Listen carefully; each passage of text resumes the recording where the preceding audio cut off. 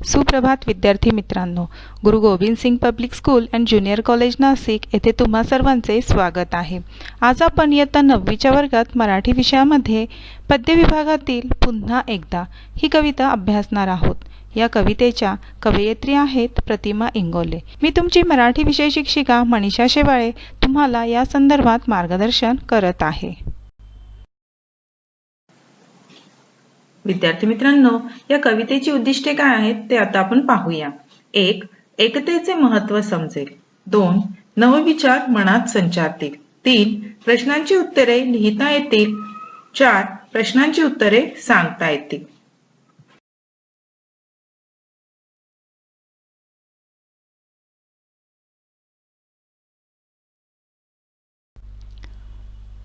विद्यार्थी मित्रांनो, पुन्हा एकदा या कवितेमध्ये प्रसिद्ध कवयित्री प्रतिमा इंगोले यांनी प्रस्तुत कवितेत नवनिर्माणाचा ध्यास घेतलेल्या मनाच्या भावस्थितीचे वर्णन केले आहे.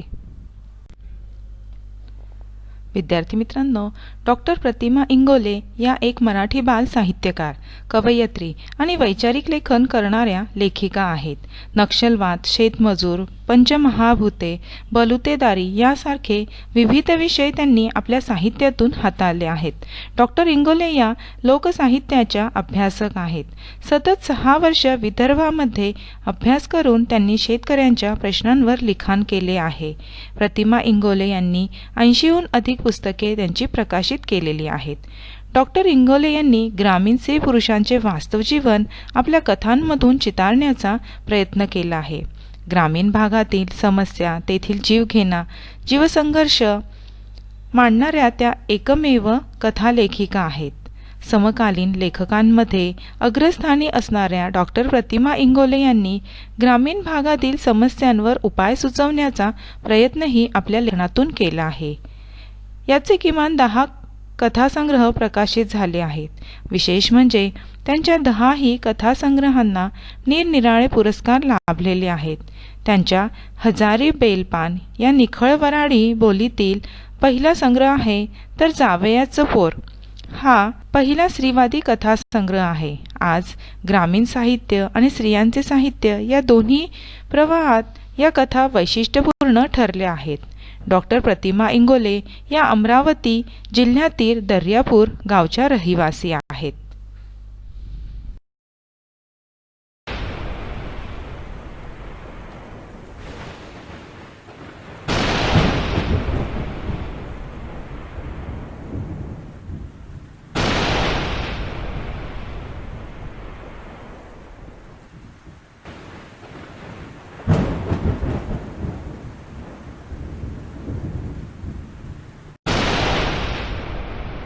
विद्यार्थी मित्रांनो, पुन्हा एकदा या कवितेचे आपण वाचन करणार आहोत. पुन्हा एकदा चमकावी वीज, उतरावी खाली, भिनावी रक्तात, पेटावे स्नायू, करीत पुकार, पुन्हा एक वार. विद्यार्थी मित्रांनो, या संदर्भातील चित्रफित विद्यार्थी मित्रांनो, कवितेचा भावार्थ आता आपण पाहूया. पुन्हा एकदा आकाशात वीज लख चमकावी, खाली उतरून ती रक्तात मिसळावी आणि स्नायू पेटून उठावेत. अंगात शक्तीचा संचार होत स्नायूंनी बलशाली घोष करावा. पुन्हा एकदा असे घडावे असे कवयित्री येथे सांगत आहे.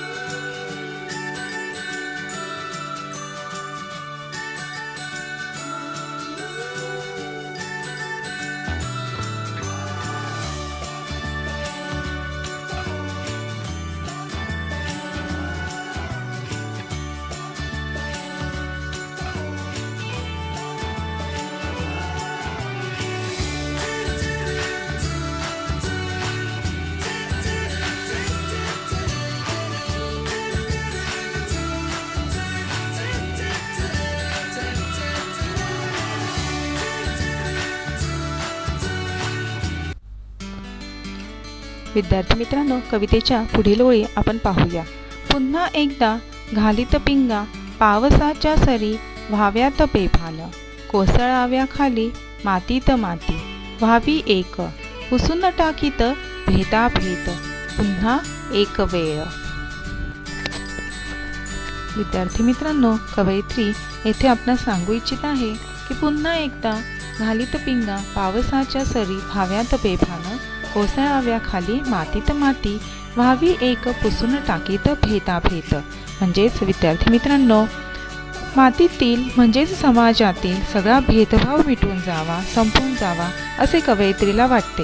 म्हणजेच समाजातील असलेला गरीब श्रीमंत, उच्च नीच, जात धर्म, स्त्री पुरुष असा भेद कमी व्हावा आणि पुन्हा एकदा सगळ्यांनी एकत्र यावं असं कवयित्रीला इथे सांगायचे आहे.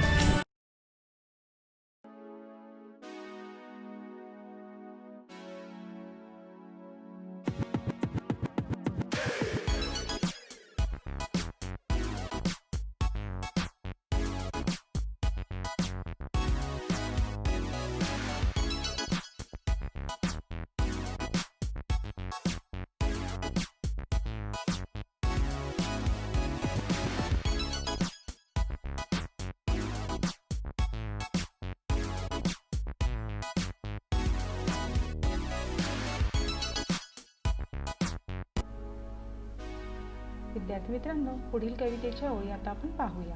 पुन्हा एकदा घुमावा वारा युवक इथला भारला जावा, भुलावी तहान विसरावी भूक, नवनिर्माणाची लागावी चाहूल, उजळावी भूमी दिगंतात पुन्हा एकदा.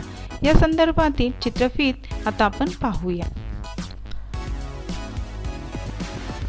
विद्यार्थी मित्रांनो, कवितेच्या या ओळींचा अर्थ, भावार्थ आता आपण पाहूया. पुन्हा एकदा नवीन सृजनाचा वारा घुमावा आणि इथल्या तरुणांची मने भारली जावीत. तहान भूक विसरून त्यांना नवनिर्मितीची चांगली आश्वासक चाहूल लागावी. नवनिर्मितीच्या तेजोमय प्रकाशात ही इथली भूमी उजळून जावी, तिची दिव्य प्रभा अवकाशात पसरावी. आपली भारतभूमी सर्वत्र आदर्शवत दिसावी. नवीन विचारांच्या मानवतावादी समाजाची निर्मिती या धर्तीवर व्हावी पुन्हा एकदा असे कवयित्री येथे सांगू इच्छित आहे. विद्यार्थी मित्रांनो, कवयित्री येथे सांगू इच्छित आहे की नवनिर्मितीचे विचार प्रखरतेने मांडताना कवयित्री पुढे म्हणतात की पुन्हा एकदा नव्या सुधारणांचा वारा आपल्या समाजात घुमत यावा. या वाऱ्याने इथला प्रत्येक युवक भारून जावा. इथल्या तरुणाने मंत्रमुग्ध होऊन तहानभूक विसरून काम करावे असे कवयित्री येथे सांगत आहे.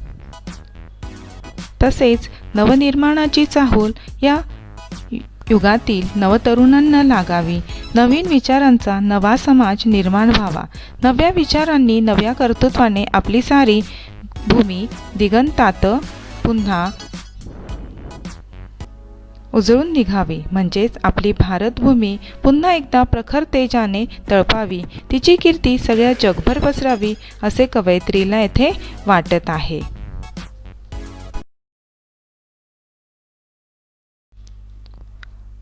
विद्यार्थी मित्रांनो, पुन्हा एकदा या कवितेचा एक प्रश्न आता आपण पाहणार आहोत. प्रश्न क्रमांक 2A मधील जो प्रश्न असतो 8 गुणांचा, मुद्द्यांच्या आधारे कृती सोडवा, या प्रश्नाचं उत्तर कसं लिहायचं हे आता आपण पाहूया.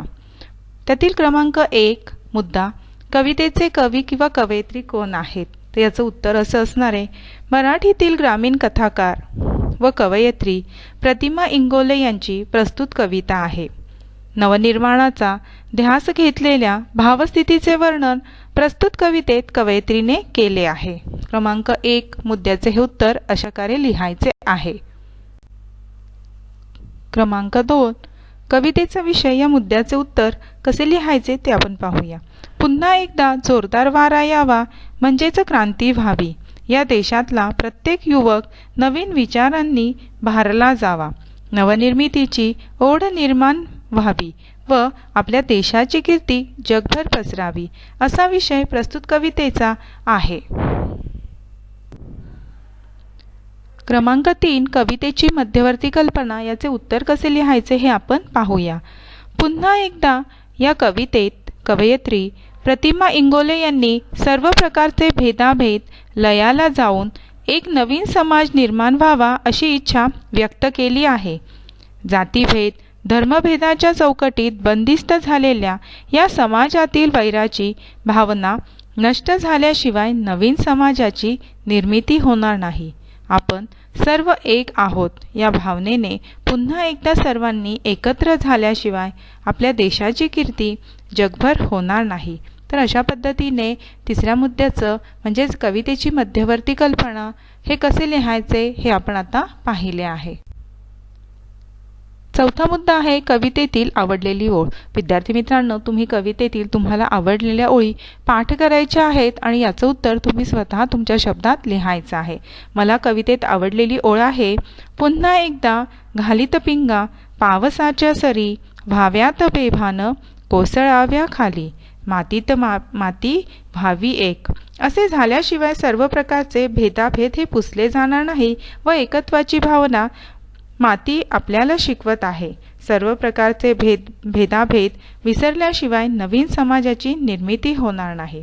तर अशा पद्धतीने या मुद्द्याचं उत्तर लिहायचं.